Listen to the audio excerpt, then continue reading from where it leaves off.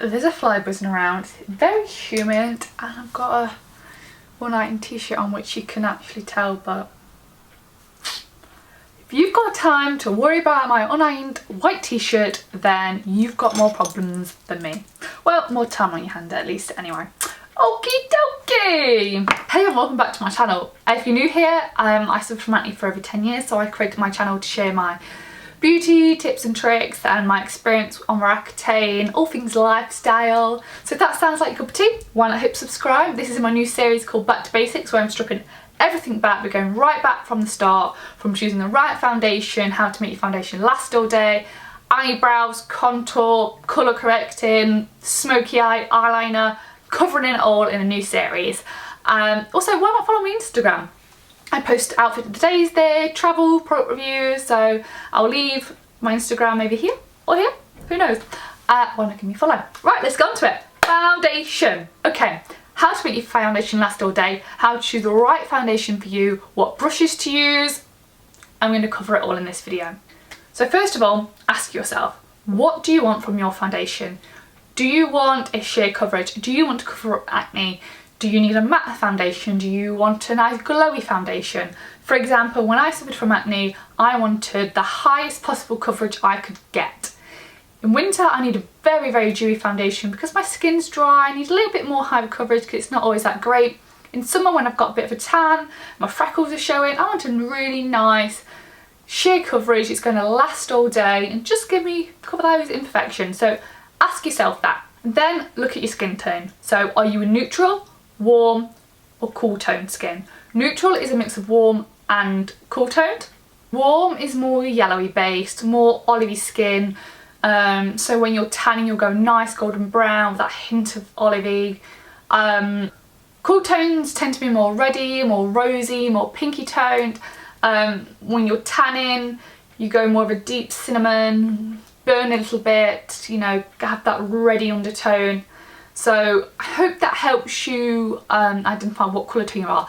You can always go to a makeup counter and just say, I need some help figuring out what colour tone I am, and they will help you. So let's talk about when you are shopping for a foundation. So I know this because I use Estee Lauder Double Wear a hell of a lot. And when I was younger and I would go to the Estee Lauder counter, I felt very intimidated, and the MAC counters as well. I felt very intimidated. So maybe take a friend, maybe take your mum, whoever, but just brave it. At the end of the day, they're there to sell your product and they're there to help you. So always ask for a sample. Say, hey, can you colour match me? Not sure what undertone I am. This is what I want for my foundation. What would you recommend? And say, I'm not going to buy it because I don't want to waste my money on a product that's not going to work for me. So get a tester and test it out for as long as you can.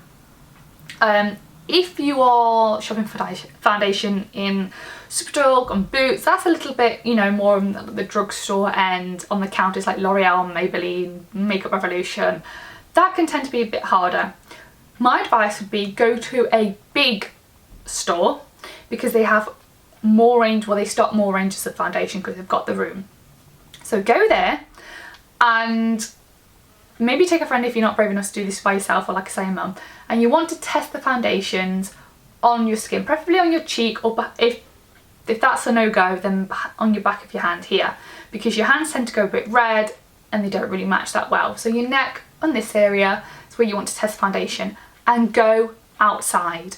Take a mirror, take a compact mirror and go outside, because the store lighting isn't always that great for you to tell the true colour of the foundation. So go outside, have a look, and you want to see which one blends into your natural skin the most. Just had to go dive outside because it started to chuck it down and rain. I had to get all my washing in. So this is a new look to my t-shirt. Right, okay, so we was like primers. Okay, so not everybody's going to need a primer. It's entirely up to you and what your skin type is and what you want, again, from your primer stroke foundation. So if you're oily, you're perhaps going to want a primer to help mattify your skin and help your foundation last longer. Pore minimizer one, Professional, that's quite a good one. Then if your skin goes patchy throughout the day, or your foundation goes patchy, it's a sign that your skin is perhaps dehydrated. So, okay, moisturise, water. But you're going to want a foundation to help stick the foundation to your skin so it doesn't cling onto those dry areas and flake off and go patchy throughout the day. So look at your skin, how does your foundation last at the moment, then identify what primer is right for you. I really like adding an illuminating primer to my foundation because my skin's quite dull, especially when I'm wearing a high coverage foundation. It tends to be a bit dull and a bit So I really like the MAC Strobe Cream, the Infallible L'Oreal and the Glow More L'Oreal drops. Now, when I'm wearing a high coverage foundation, I don't put the illuminating primer on my skin, then my foundation, because if I'm going to with a heavy coverage, it's going to be pointless, you're not going to see it. So I'll mix a little bit on the back of my hand with my foundation, then I'll apply them together so it gives the foundation that little bit of a shimmer, that little bit of a glow. So there we are with that. Okay, brushes. There's a fly and it's really bothering me. What brush do you use? There's all these brushes, they all do different things. Help me. Okay, right. Flat brush. This is a MAC 190.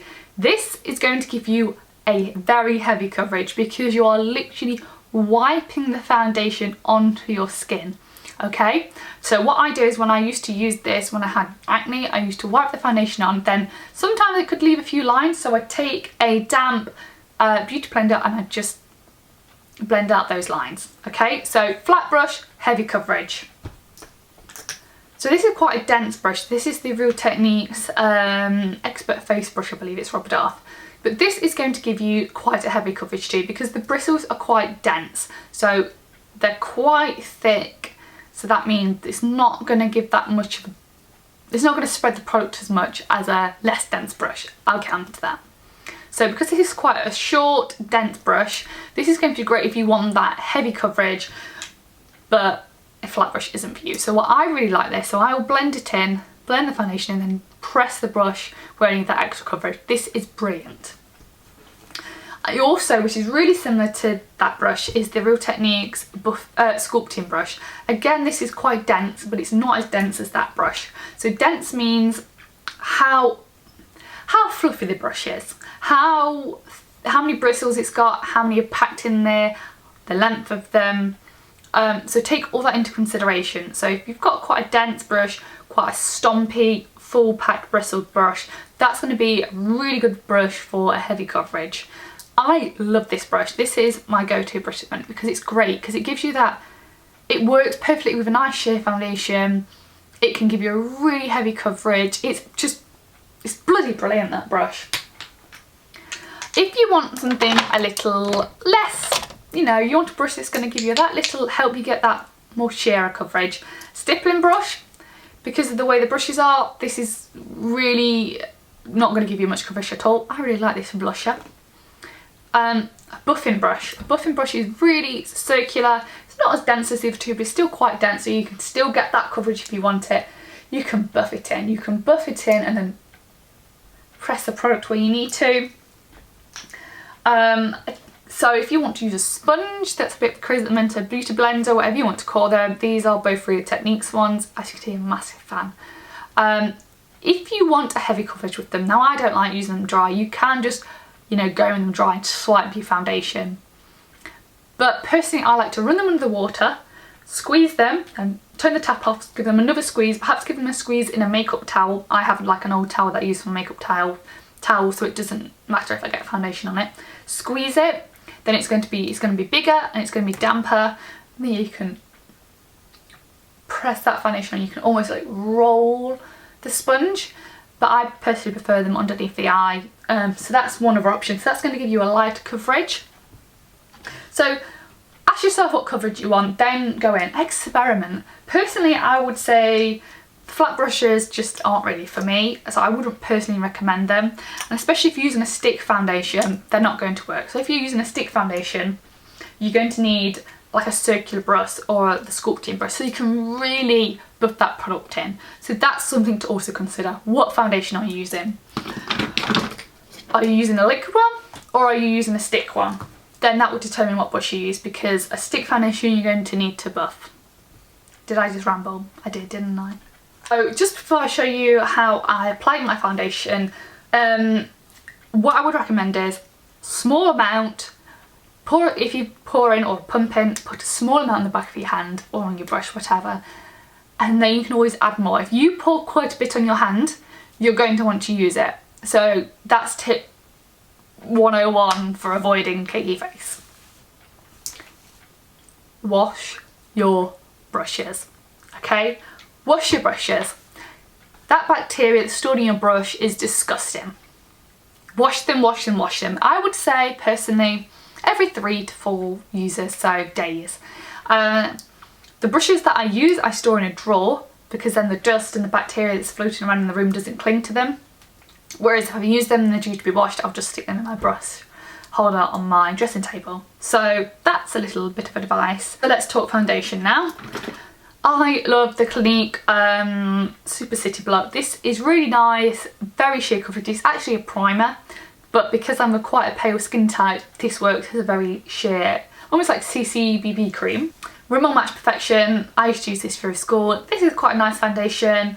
They do quite a good stage range. It's from the drugstore, so it's quite affordable. The L'Oreal Infallible Total Cover. This is quite a matte finish. Well, it is a matte finish and it's quite a heavy coverage. So this is quite nice if you don't want to splurge on Estee Lauder Double Wear. So be sure to check that out. So if you've got like an oily skin, this is what I perhaps recommend for you. L'Oreal True Match. This is a light coverage foundation. This is really nice actually. I quite like this foundation. L'Oreal Infallible range. They do that's a really good range actually. And I'm going to use this today mixed with a bit of the Clinique. Double Wear. Double Wear is my holy grail foundation. I would recommend this to anybody. You can get a light coverage through this and you can get a heavy coverage. Yes, you can get a light coverage, believe you me. This foundation lasts all day and all night.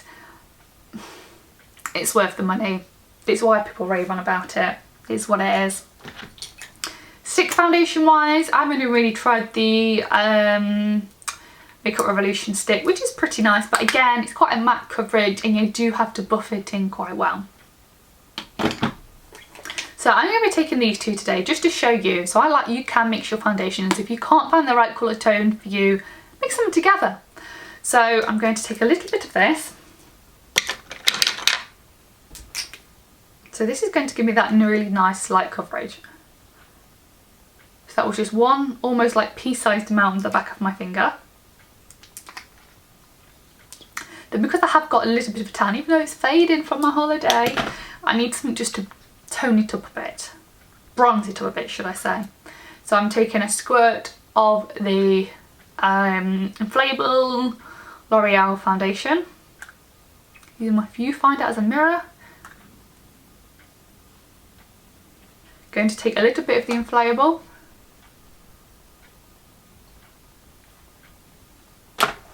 I'm taking the Real Technique sculpting brush. And then we're going to buff this in all over my face. See, I'm wiping this and I'm pressing this, circular motions. Don't forget to take it down your neck.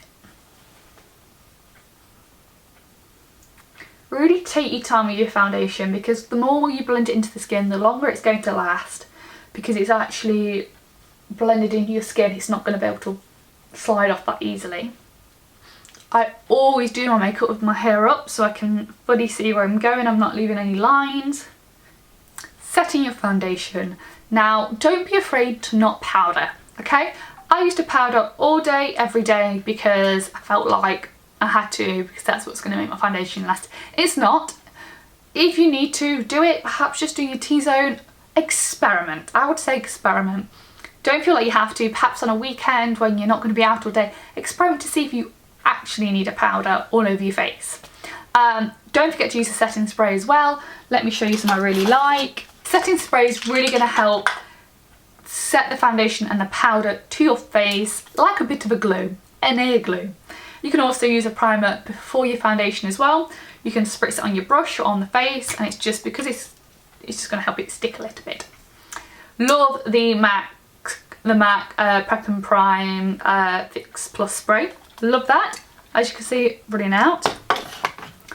love this. This is brilliant for the price. You do have to shake it really well or you're going to get like white powder all over your face.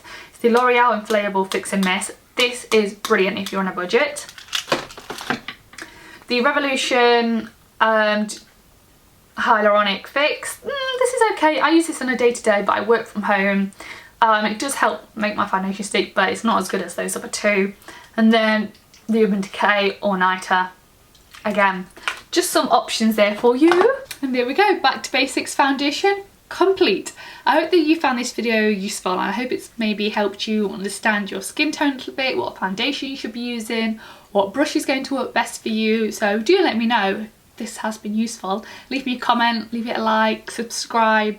My next video coming up will be my back to basics, everything about concealing and colour correcting. We're going to strip it right back. So yeah, stay tuned for that one. Make sure to subscribe so you don't miss that. That'll be up next week. I'll leave all previous videos in the description box down below. Products used, extra information, all that yada yada yada. There we go. Thank you ever so much for watching. I really do appreciate it, and I'll see you in my next video.